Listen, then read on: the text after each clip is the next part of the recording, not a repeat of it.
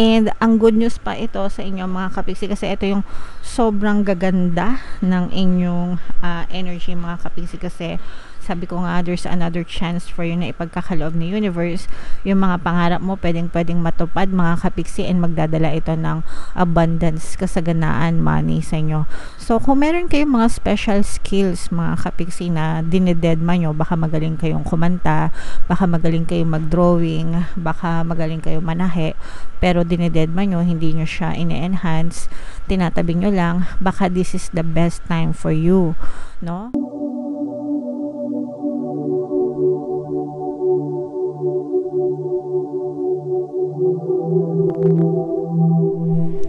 Hello guys, hello Scorpio, welcome back to Pinoy Pixie Tarot. Ang pamagat ng episode natin for tonight is New Moon Kapalaran para ngayong January to February para sa Scorpio, Sun, Moon, Rising, Sign, and Venus. Shuffle ko yung cards guys, hanapin ko yung energy ng Moon at saka yung energy ng Scorpio.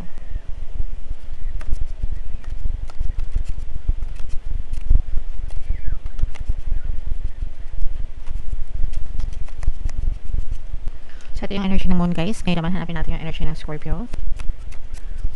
Ito guys. So, Scorpio, kayo ay na-represent ng Queen of Cups sa ating spread. Konti lang yun natira guys. Kaya baka kumuha pa tayo dito later. General reading lang mga kapiksi. Pwede mag-resonate, pwedeng hindi. Yung new moon ngayong January ay sa January 11. Tapos yung next na new moon naman guys ay sa February 9. So, ang reading na to guys ay para sa period na yan.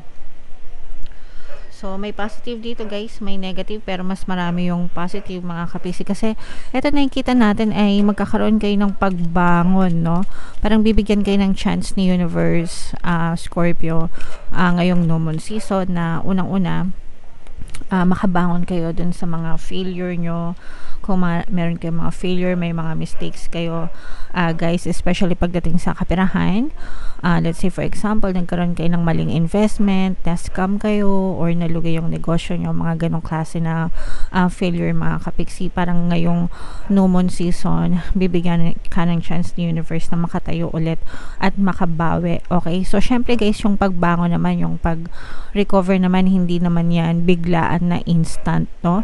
Wino-work out yan, wino-work on yan mga kapiksi, unti-unti yan, hanggang sa tuluyan kayong makatayo ulit sa inyong sariling mga paa. Pero at least yung chance, yung pagkakataon nandun, no? Kumbaga nandun yung pintuan, dadaanan mo na lang, bubuksan mo na lang, dadaanan mo na lang, and then you have to take a step forward, take steps forward, charge forward, move forward, hanggang sa tuluyan mong ma-recover yung mga financial losses mo, yung mga pagkakamali mo pagdating sa kaperahan. Okay, although for some of you, ang nagiging balakid nyo is pagdating sa pera guys, is yung iba sa nyo, una meron kayong conflicting thoughts. Ibig sabihin, may yung isipan mo mismo, nagko-conflict ka, hindi ka desidido kung ano yung gagawin mo, wala kang masyadong plano, come what may, go with the flow, parang ganun ka, ganun yung mindset mo, wala kang konkretong plano kung ano talaga yung gusto mong mangyari. Pangalawa, may mga trust issues kayo sa ibang tao, dahil nga siguro yung iba sa inyo, baka naloko kayo, baka na-scam kayo, ganyan, kaya yung iba sa inyo parang hirap na kayong magtiwala sa ibang tao. And parang gusto nyo na lang asahan yung sarili nyo mga kapiksi. And syempre, pagka sarili lang natin yung inaasahan natin, sometimes matagal talaga yung progreso. Okay? Pero yun yung nakikita nating blocks nyo. So, you just have to overcome those blocks mga kapiksi. And ang pinaka first step is know what you want. Identify what you want. Declare what you want, mga kapiksi. And then, tsaka ka magplano. Okay? Gusto mo ba magtrabaho? Gusto mo ba lumipat ng trabaho? Gusto mo bang magnegosyo? Yung mga ganon. Ano ba talaga yung gusto mo? Gusto mo ba magtrabaho plus negosyo? Yung mga ganon. Kung magnenegosyo ka naman, anong gusto mo? Gusto mo ba online? Gusto mo ba offline? Gusto mo ba physical store? Gusto mo ba local? Gusto mo ba global? Yung mga ganon guys, no? So, minsan kasi nakakalunod din, di ba? Pero you just take one step at a time, mga kapiksi, one step at a time. And definitely, yung progress, nagdadala yan ng result, mga kapiksi. Ang best example na lang is itong ating YouTube channel, guys. 2019 pa. 2019 pa ako nag-start sa YouTube channel ko. Yung subscribers ko, 3, okay? 3, 2 kaibigan ko, tsaka ako. So, imagine, doon ako nag-start, mga kapiksi. And then, over time, hindi naman ako sumuko. Tuloy-tuloy lang sa pag-upload, 'di ba? Nung mga simula, syempre nababash pa tayo kung ano-anong kalingahan yung naririnig natin, pero hindi tayo sumuko and we just persisted. Nagkaroon pa tayo ng problema because some time ago na-demonetize yung channel natin. So balik ulit sa zero, but then again, eto, nakatayo pa rin tayo and patuloy pa rin nagkakaroon ng progress. So ganun dapat yung take nyo yan as example, guys, na wala tayong makukuha sa mabilisan. Lahat sinatsaga. Ang importante is kumikilos ka and sinasabayan mo ng positibong mental diet. Okay? And ang good news pa ito sa inyo, mga kapiksi, kasi ito yung sobrang gaganda ng inyong energy, mga kapiksi, kasi sabi ko nga, there's another chance for you na ipagkakaloob ni universe. Yung mga pangarap mo, pwedeng matupad, mga kapiksi, and magdadala ito ng abundance, kasaganaan, money sa inyo. So, kung meron kayong mga special skills, mga kapiksi, na dinededma nyo, baka magaling kayong kumanta, baka magaling kayong mag-drawing, baka magaling kayong manahe, pero dinededma nyo, hindi nyo siya ine-enhance, tinatabi nyo lang, baka this is the best time for you, no? Na i-practice yan, kasi baka yan yung magdala sa inyo ng swerte, ng kasaganaan sa buhay nyo. Okay? So, i-mind nyo to sa comment section, guys, kasi this is very positive, no? Mind second chances, mind dreams coming true, mind abundance. Ito yung abundance, no? Wealth, no? Tingnan nyo, basahin nyo, guys, wealth. Diba? Wealth, no? So, kasaganaan ito, guys. Kaya, i-mind yan sa comment section. Parang yayakapin nyo yung kasaganaan. Literal na yayakapin nyo yung kasaganaan, mga kapiksi, ngayong new moon season. Okay? So, yakapin nyo yan, i-mind nyo yan, angkinin nyo yan, para sa inyo talaga yan, Scorpio. Alright? Okay. So, yan ang iyong reading, Scorpio. Very straightforward, very maganda, very positive. Kailangan nyo lang paglabanan yung mga negative. Wag na kayo masyadong magpa-drag, no? Magpahila sa kanigahan. Instead, move on na tayo, focus na lang tayo sa positive, para positive lang din yung ma-experience nyo sa iyong physical reality. Alright? So, tingnan natin yung additional mensahe sa inyo gamit itong deck na to. Habang sinashuffle ko to, guys, panoorin nyo muna itong video natin regarding sa ating paano mag-manifest ng abundance video course. Kapiksi, sawa ka na ba sa mga struggles at hirap sa buhay mo? Masipag ka ba at masikap sa buhay ngunit hindi ka pa rin umaasenso? Ilang beses ka na bang nag-attempt magnegosyo at mag-invest pero palagi ka pa rin nalulugi? Sa pagkakataon na ito ay maaaring may subconscious beliefs ka na nagiging balakid sa iyong pag-unlad at pagyaman.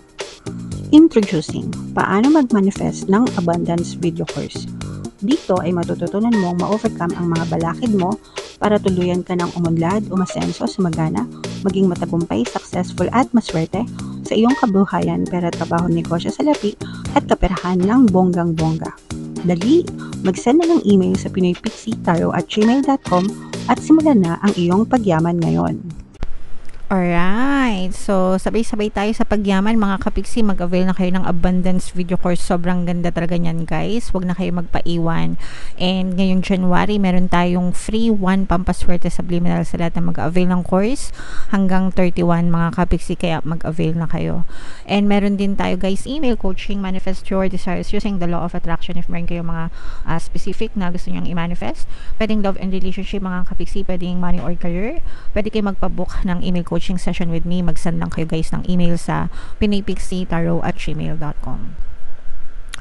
So, Scorpio, ito yung additional message nyo. We have full moon in Pisces, balance, spirituality, and practicality. So, dapat balance, guys, yung ating spiritual life tsaka yung ating human life, no, dito sa ating mundo, mga kapiksi.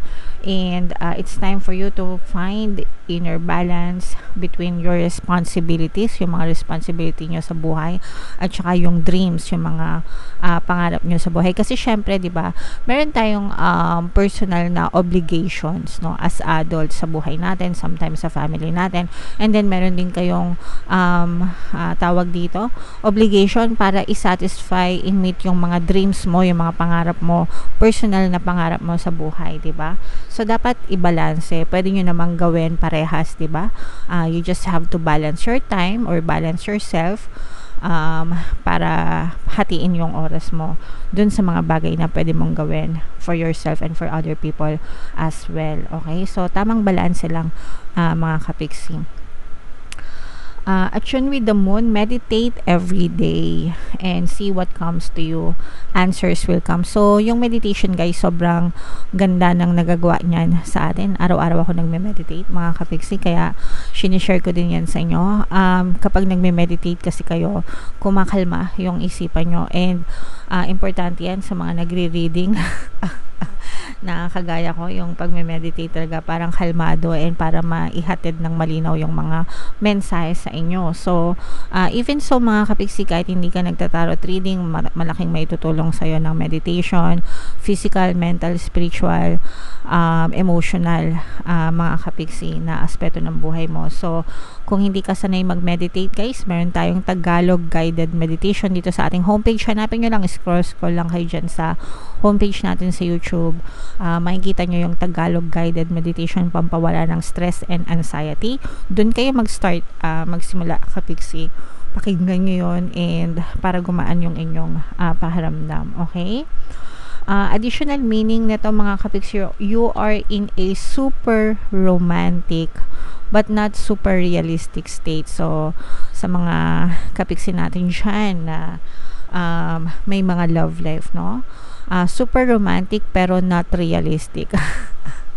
Sometimes yung mga ginjowa nyo, yung mga bida sa K-drama, you know? Comment down below sa mga guilty, yung mga jowa nyo, yung mga bida sa K-drama, bida sa pelikula, bida sa Chinese drama, yan. So, okay lang yon mga kapiksi. Super romantic siya, but then again, hindi siya realistic. Kailangan, kumbaga, wag nating hanapin sa totoong buhay yung mga ganun kasi they're just characters, no? Characters lang siya. Even yung tao na gumaganap nun, yung artista na gumaganap nun, sa totoong buhay, hindi sila ganun.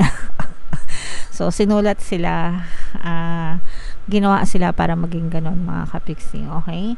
Follow your intuition. It won't let you down. Dahil ang intuition natin, guys, ay ginagabayan ng ating mga gabay. So, it's very important to always pray, mga kapiksi, and ask for guidance and protection.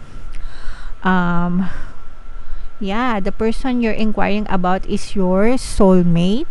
Kung meron kayong specific person na nasa isip, mga kapiksi, he or she may be your soulmate. And for some of you, avoid substance abuse. Abuse na yung mga abuso na kina-aadikan nyo. Let's say for example, adik ka sa soda, adik ka sa kape. Kaway-kaway sa mga adik sa kape. Adik ka sa hindi ko alam, sigarilyo o alcohol, ganyan. Bawas-bawasan, mga kapiksi. Okay?